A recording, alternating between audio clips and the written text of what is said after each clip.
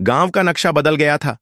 जहां कल तक रामपुर लिखा था, वहां अब सिर्फ खाली जगह थी, और जो लोग वहां गए वे कभी वापस नहीं आए।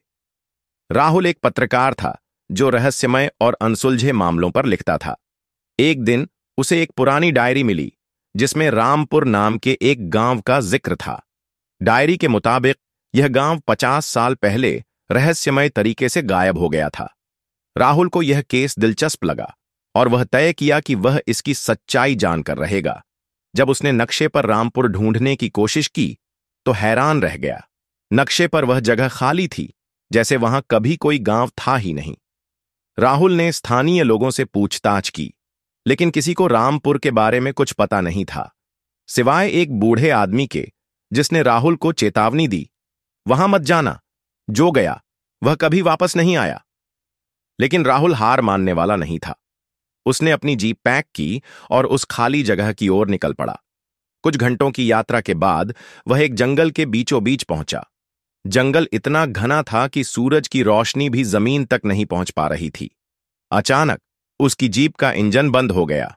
राहुल ने इंजन चालू करने की कोशिश की, लेकिन कोई फायदा नहीं हुआ। तभी उसकी नजर एक पुराने साइन बोर्ड पर पड़ी। उस पर लिखा था, रामपुर, स्वागतम। राहुल के रोंगटे खड़े हो गए।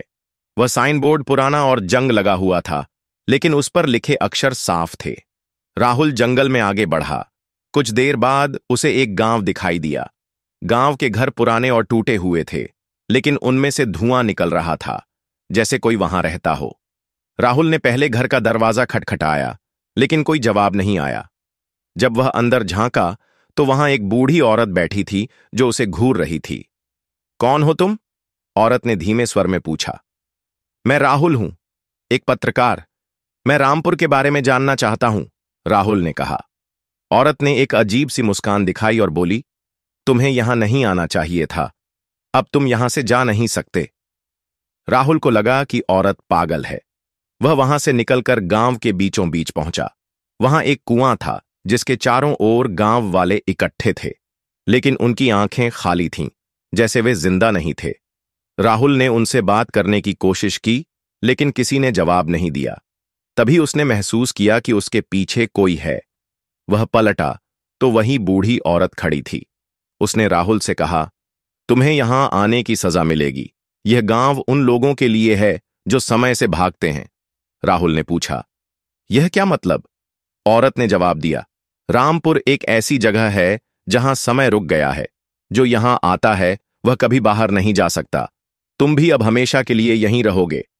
राहुल ने भागने की कोशिश की, लेकिन गांव के बाहर एक अदृश्य दीवार थी जो उसे रोक रही थी।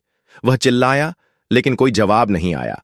धीरे धीरे उसने महसूस किया कि उसका शरीर भी गांव वालों की तरह बदल रहा है।